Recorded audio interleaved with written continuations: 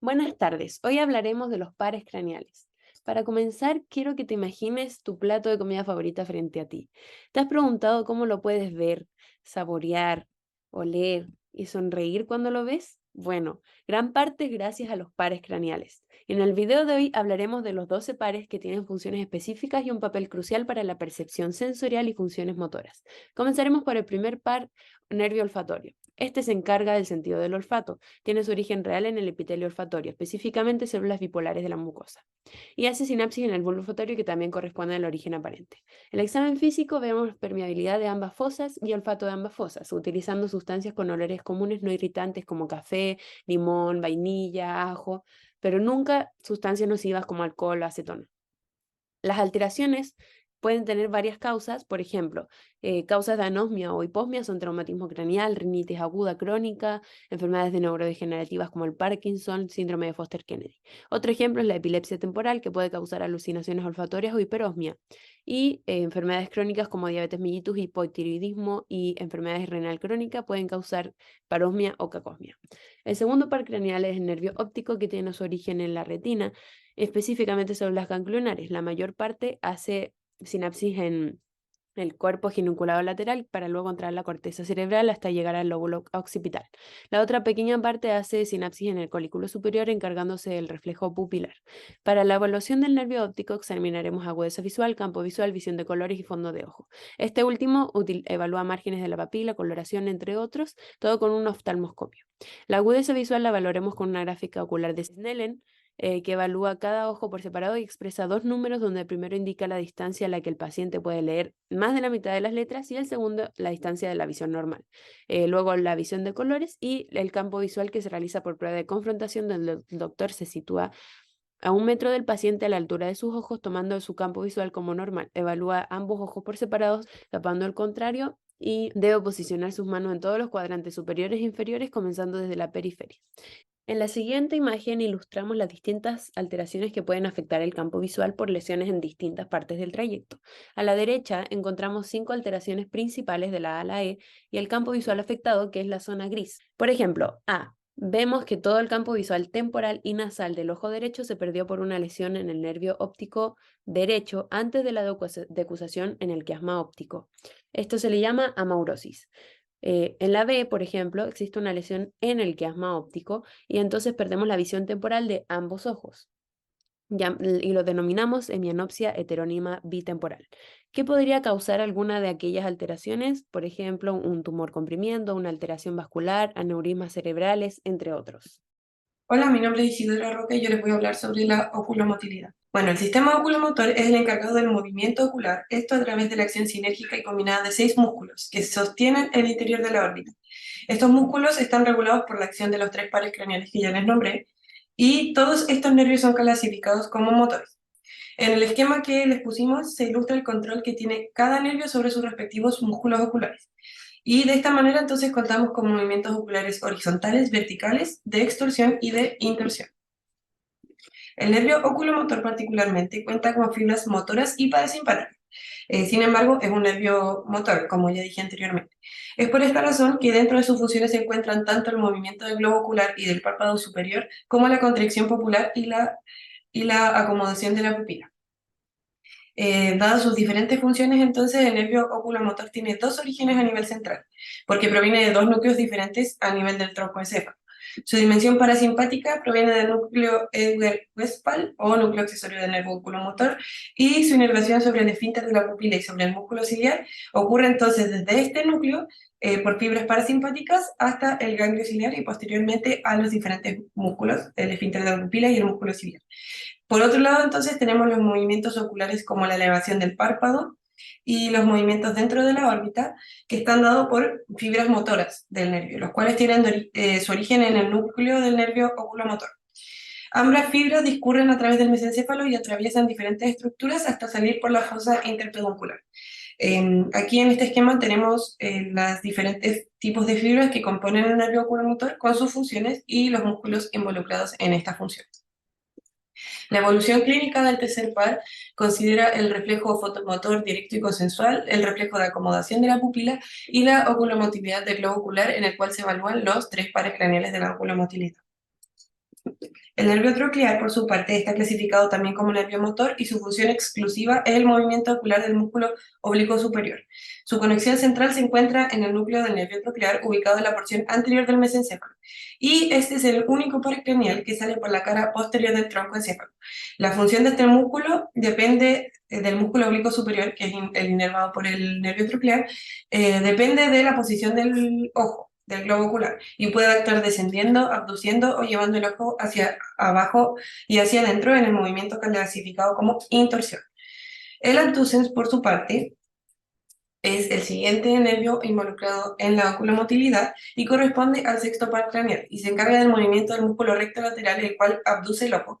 Su origen es el núcleo del nervio abducens y su salida ocurre entre la unión del puente y el bulbo raquídeo. La evaluación clínica de la oculomotilidad consiste en solicitar al paciente que con la cabeza inmóvil siga la mirada del dedo del examinador y el examinador debe desplazar el dedo por todos los cuadrantes para corroborar que estén funcionando bien los diferentes músculos involucrados en la oculomotilidad. Bueno, aquí tenemos los posibles defectos que se pueden producir por parálisis en los pares 3, 4 y 6.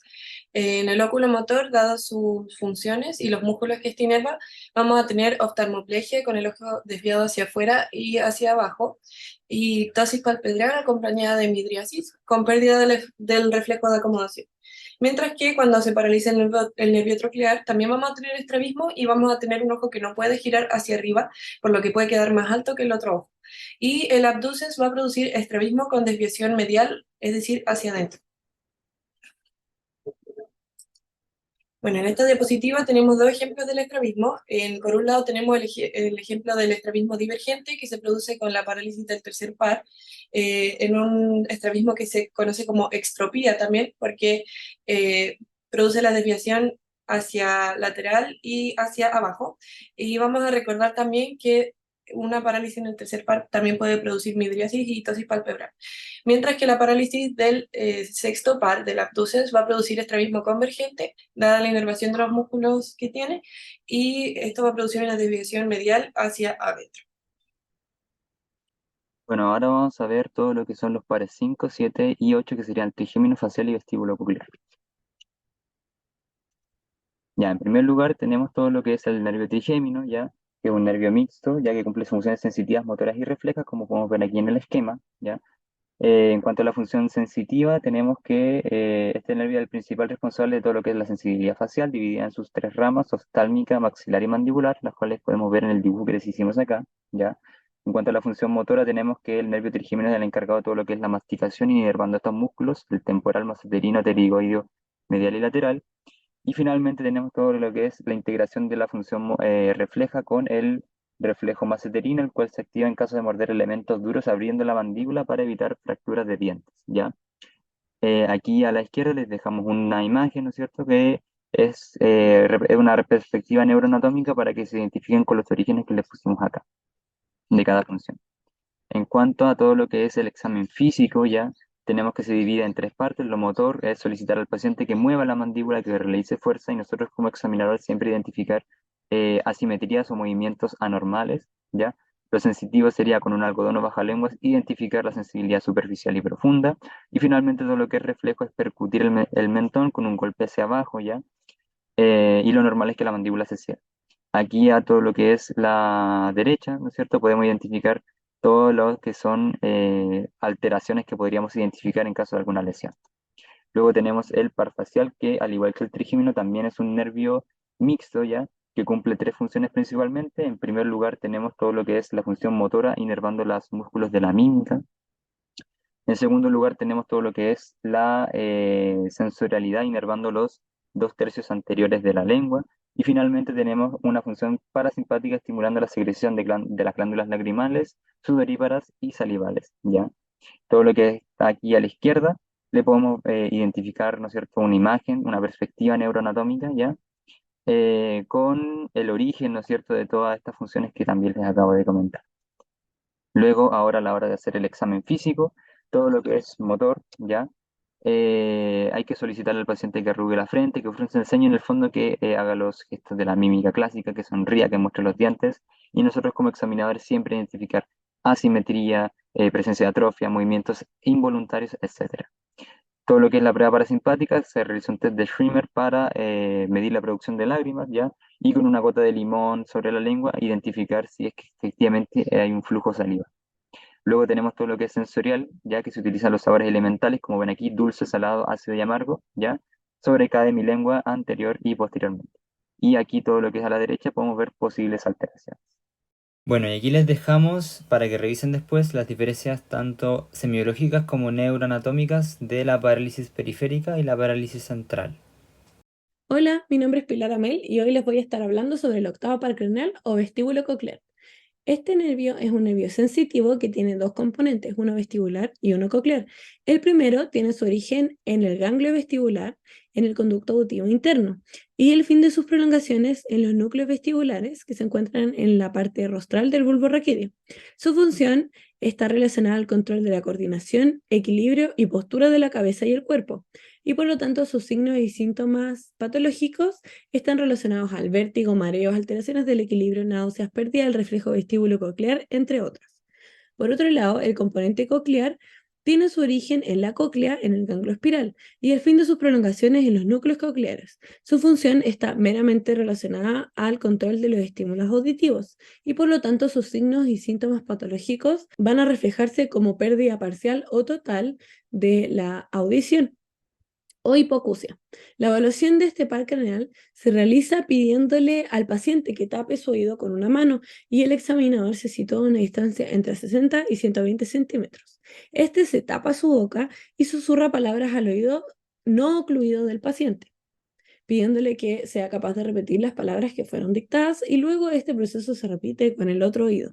Los signos que tengan que ver con vértigo o alteraciones del equilibrio deben ser evaluados por un profesional. Ahora hablaremos sobre los pares craneales noides que serán explicados juntos debido a su estrecha relación, ya que ambos tienen conexiones centrales en el núcleo espinal del nervio trigémino y en el núcleo del tracto solitario, y ambos salen por el foramen yugular. Entonces, el par 9 es un nervio mixto que tiene su origen en 4 núcleos: el núcleo ambiguo, el salival inferior y el ganglio inferior y superior.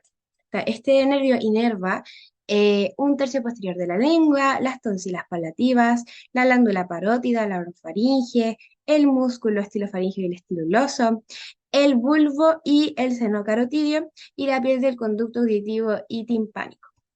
El noveno par es el encargado de la delusión y del busto y el tercio inferior de la lengua. Entonces, si este está fallado, vamos a tener signos como disfagia, pérdida del gusto en el tercio posterior de la lengua, anestesia, pérdida del reflejo faríngeo, pérdida del reflejo del seno carotídeo.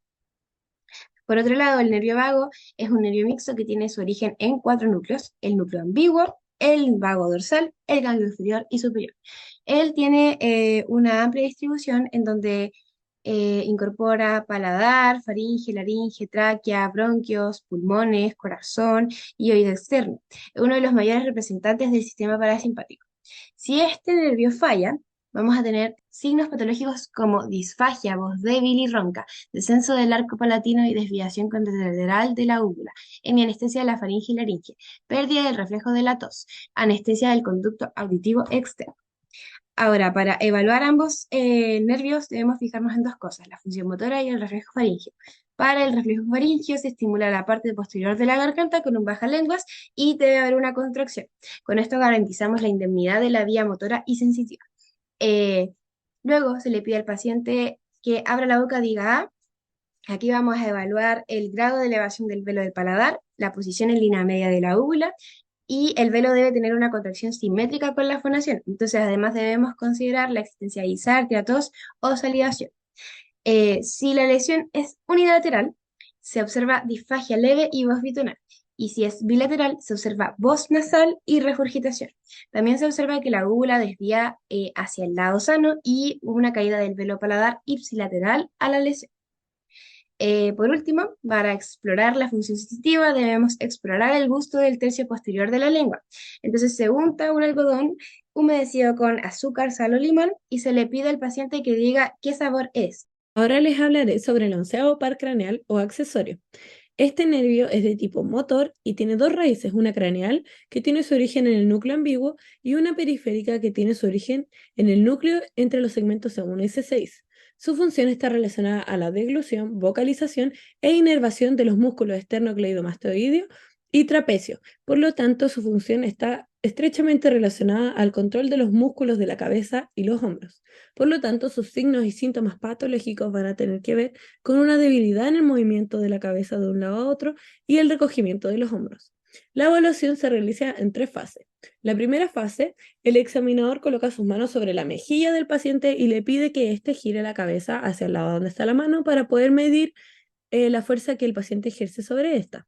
La segunda fase, el paciente eleva sus hombros en contra de la resistencia ejercida por el examinador con sus manos sobre los hombros del paciente. Y la tercera fase es una inspección mediante la observación de los músculos trapecios para ver que estos estén simétricos y no existan fasciculaciones u otras alteraciones. El par craneal número 12 es el nervio hipogloso, el cual se encuentra encargado de los movimientos de los músculos extrínsecos e intrínsecos de la lengua, siendo un nervio motor. Su origen es en el núcleo del hipogloso y el nervio sale en la porción anterior del bulbo raquídeo. Los músculos quinésidos son los músculos de la lengua, el estilogloso, el hiogloso y el geniogloso, y también los músculos intrínsecos de la lengua. Y sus signos patológicos son la atrofia unilateral, la desviación ipsilateral de la lesión al protruir la lengua, o sea, al sacarla, las fasciculaciones y la disartria. La evaluación clínica, es necesario solicitar al paciente que realice movimientos contra la cara interna de cada mejilla, mientras el examinador palpa la cara externa de esta mejilla. Posteriormente se debe pedir al paciente que saque la lengua y realice movimientos repetitivos en diferentes direcciones, y también se debe evaluar este nervio en el contexto del habla del paciente, ya que son los movimientos voluntarios de la lengua los que están relacionados con la emisión del lenguaje y por lo tanto se podrían ver afectados si es que hay una disfunción de este nervio. Ahora, para terminar, los pares craneales tienen distintas funciones y todos trabajan en conjunto para el correcto funcionamiento de nuestro cuerpo y el reconocimiento del entorno. Así como vimos clínica sugerente de cada uno, también existen síndromes conjuntos, como el síndrome pseudobulbar, en donde hay una lesión del 10º y 12º par. Y así como este, hay muchos más, porque es muy común que más de un nervio se vea afectado si algún tipo de lesión ocurre en una región específica. Por eso es importante conocer estos nervios y sus funciones, porque así podremos imaginar dónde anatómicamente estaría ocurriendo la lesión. Y ahora, con todo lo que te dijimos, ¿crees que estás más preparado para enfrentarte a los pares craneales?